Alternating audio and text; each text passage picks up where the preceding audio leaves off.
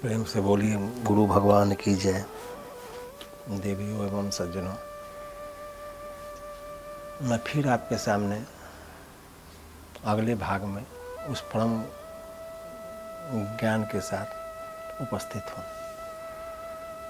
तो मैंने माया के बारे में बताया कि किस तरह से नारद जी को माया पटकी और नारद जी किस तरह से परास्त हो गए। माया अनेक प्रकार के उपद्रव खड़ा करती है, जिसको बड़े बड़े ज्ञानी ध्यानी नहीं समझ पाए तो साधारण मनुष्य की कौन भूल, उसे तो चूक होना ही होना है। साधारण मनुष्य को कौन क्या कह सकता है, लेकिन पार तो पाना है। कहने से काम नहीं चलता है, पार तो जाना ही पड़ेगा हर हालत में, कोई उपाय नहीं है। यदि उसे डर गए तो मर गए तो फिर 84 लाख योनि में भ्रमण करना पड़ेगा। वही जन्म सराहनीय है जिसका मृत्यु न हो, वही मृत्यु सराहनीय है जिसका जन्म न हो। तो इन तमाम बातों को बड़ी गहराई से समझने की आवश्यकता है। तो चेत करो बाबा बिलैया मारे मटकी, यह बात महापुरुषों ने बताया। यह माया जो है बिल्ली है, और जितने इस साधक या जितने मनुष्य हैं, जितने जीव जंतु हैं, सब चूहा है। जिस तरह से बिल्ली शिकार के समय उसकी आँख की दृष्टि बदल जाता है, बड़ी तेज़ी से उसकी आँख की गतिविधि चलने लगता है, और चूहा के एक एक गतिविधि पर उसका नज़र टिकने लगता है। आज थोड़ा सा भी यदि चूहा मिस करता है, बस तुरंत बिल्ली झपट के उसका प्राण ले लेता है। उसी तरह से माया हर पल हर व्यक्ति के पीछे लगा हुआ है, सभी प्राणी को शिकार के लिए तलाशते रहती है। उससे बचना तभी संभव होगा जब जानकारी होगी। जानकारी ही बचाव है, दूसरा कोई उपाय नहीं है। तो चेत करो बाबा बिलैया मारे मटकी, ब्रह्मा को मारे विष्णु को मारे, नारद के मारे सभा बीच पटकी। चेत करो बाबा बिलैया मारे मटकी।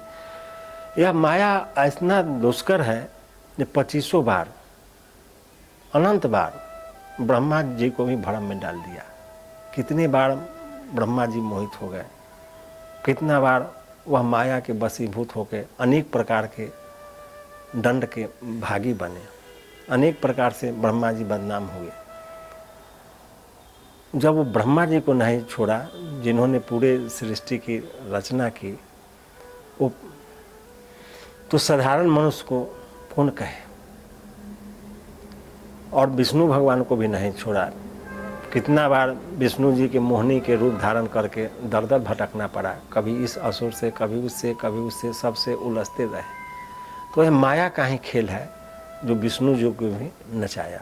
और नारद जी का तो फिर कहना ही क्या है, जो उनको बीच सभा में काम विजेता होने का अभिमान होने के कारण बीच सभा में उनकी पूरी दुर्दशा निकाल दी, कहीं का नहीं छोड़ा उनको। बंदर का मुख बनवा के और उस मोहिनी के लिए तरफ तरफ का उनका रोना, व्यग्र होना, ये सब माया का ही खेल रहा।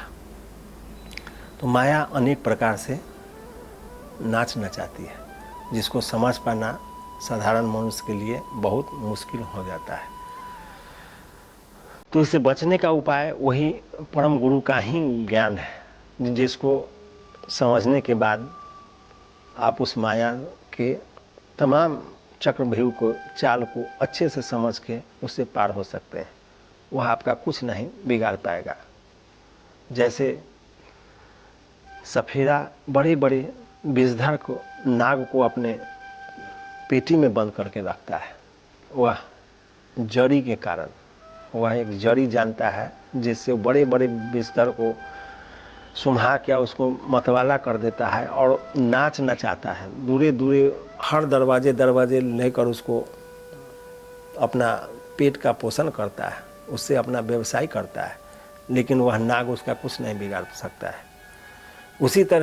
उसी तरह से जब आप उस परम गुरु के ज्ञान को धारण कीजिएगा, जानिएगा, तो यह माया वह नाग के तरह आपके बस में हो जाएगा। अब जो चाहिएगा वो कर सकेगा, इससे पहले संभव नहीं है। नेम ऋषि के नेम भंग करो, दुर्वासा के होश गई चटकी, चित करो बाबा बिलैया मारे मटकी। एगो साधु थे, नीम बाबा उनको कहा जाता था।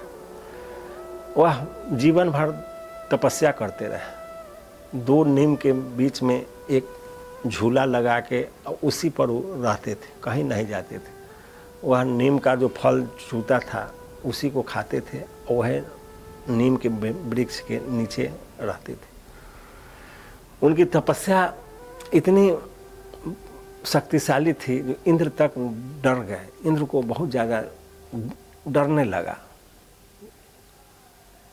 इंद्र को लगा इनकी तपस्या इतनी शक्तिशाली है जो कहीं हमारा सिंहासन न ले लें तपोबल के कारण। तो इंद्र ने एक षड्यंत्र रच दिया। इंद्र हमेशा अप्सराओं का सहयोग लेता है। हर षड्यंत्र में अप्सराओं का सहयोग लेकर बड़े बड़े ज्ञानी ध्यानी ऋषि मुनि का तप तपस्या को भंग कर देता है। तो माया बहुत दुष्कर है। केशव के घर कमला बन गई, शंभु के भवन भवानी, मंदिर में मूरत बन बैठी, तीरथ में भई पानी, तिरगुन फांस लिए जग डोले, बोले मधुरी बानी। माया बहुत दुष्कर है, उसको समझना बहुत कठिन है। तिरगुन फांस, ये 3 रज सत तम, इसी 3 गुण में सारे जीव उलझे हुए हैं और तिरगुन फांस उस माया के हाथ में। अब बहुत मीठा बोलती है। तो माया महा ठगिन हम जानी, तिरगुन फांस लिए जग डोले, बोले मधुरी बानी। तिरगुन फांस लिए हुए हैं, या तो आप रजोगुण में भ्रमण कर रहे हैं, या सतोगुण में, या तमोगुण में। इसी 3 गुण में ही जीव भ्रमण करता है। चौथा कोई गुण ही नहीं है जो उसमें वो चला जाए। तो जीव को वह बड़े प्यार से फंसाती है, बहुत प्यार से। पहले तरह तरह का उपद्रव खड़ा करेगी। यदि उसमें नहीं फंसे तो आपको रिद्धि सिद्धि प्रदान कर देंगे, सारा सिद्धियाँ आपको दे देगी। आपके वचनों में इतना शक्ति आ जाएगा जो आपके बोलने मात्र से जो भी आप स्मरण कीजिएगा, जो भी संकल्प करिएगा, आपके सामने खड़ा हो जाएगा। इतना शक्ति प्रदान कर देती है। उसी शक्ति के अहंकार में, भ्रम में मनुष्य फंस जाता है। यदि कोई मरणासन व्यक्ति है, यदि उसके बगल से आप गुजर जाएं तो वह मरणासन व्यक्ति उठ के बैठ जाएगा। इतना शक्ति है उस माया में, और वो आपको सिद्धियां जैसे प्रदान कर देती है। उसी में मनुष्य उलझ जाता है, अहम में फंस जाता है।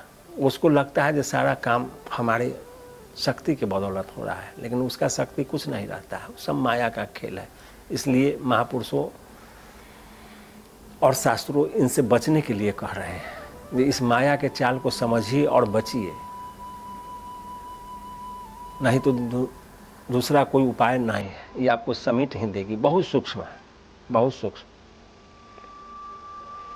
तो नीम ऋषि जो थे, नीम ऋषि, उनके ऊपर सारे देवताओं लोग, इंद्र, सारा लोग विचार करने लगे कि इसकी तपस्या को भंग कर दिया जाए। तपस्या कैसे भंग होगा? तो मेनका को उसमें लगाया गया, अप्सरा स्वर्ग की थी, उसको भेजा गया जो उसकी तपस्या को भंग करो। अब मेनका आई तो उसकी तपस्या से डर रहा था, उसके पास नहीं जा रही थी भय के कारण। लेकिन थोड़ा दिन अलग से रह के उनका एक सारे कार्यकलाप को देखती रही, समझती रही। समझते समझते देखते देखते समझ गई कि जो ये खाना भी खाते हैं तो खाना क्या खाते हैं, तो नीम का फल। तो वो अपना षड्यंत्र करने लगी, उस नीम के फल में खोआ लगाने लगी। खोआ लगाते लगाते, और ऋषि जब उनको भूख लगता था तो नीम का फल ही उठा के खाते थे। धीरे धीरे 10 दिन 15 दिन जब वो खाने लगे तो उनके शरीर में जो सारी इंद्रियां शिथिल पड़ गई थी, वह खोआ के शक्ति से सब में दम आने लगा। तो नीम ऋषि जो थे वो सोचने लगे कि अचानक इस शरीर में शक्तियाँ कहाँ से आने लगा, और इंद्रियां का बल छीन हो गया था, इसमें फिर बल कहाँ से आने लगा, और नीम का स्वाद भी बदल रहा है। तो धीरे धीरे वह अप्सराएं इनके पास आई और इनको सेवा बर्दाश्त में लग गई। और सेवा बर्दाश्त में लगने के बहाने इनके शक्ति को, इनकी तपस्या को, इनके ओज तेज को भ्रष्ट कर दी। तो माया बहुत दुष्कर है। दुर्वासा मुनि जो थे बहुत क्रोधित मुनि थे, बहुत ज़्यादा। उनसे सारे लोग भय खाते थे। उनके क्रोध से सारे देवता, ब्रह्मांड सब लोग भयभीत रहते थे। तो दुर्वासा के होश गई चटकी, उनका भी होश माया चटका दिया। बहुत दुष्कर है, जिससे सारे देवता, ब्रह्मा, विष्णु, भगवान विष्णु के छाती पर लात मारने वाले दुर्वासा का भी माया ने दुर्दशा निकाल दिया। तो इतनी शक्तिशाली है।